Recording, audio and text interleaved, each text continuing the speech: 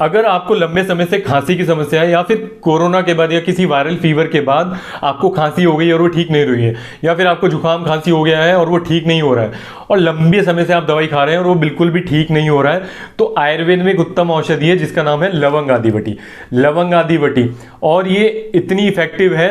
कि लंबी से लंबी खांसी और पुरानी से पुरानी खांसी को ये जड़ से ठीक कर देती है। और साथ के साथ ये बहुत टेस्टी भी है, आप इसकी 2-2 गोली मुंह में डाल के चूस भी सकते हैं, और ये एज अ मेडिसिन या आपके मुंह का स्वाद भी बढ़ाएगी, डाइजेशन को भी इंप्रूव करेगी, डाइजेस्टिव पावर को भी बढ़ाएगी। और खांसी के बाद अगर सर दर्द हो जाता है खांसते खांसते, तो उसके लिए भी बहुत उत्तम औषधि है, इसका नाम है लवंग आदि बटी। 2 गोली मुंह में डाल के चूस सकते हैं आप, दिन में 5 से 6 बार भी इसको आप ले सकते हैं।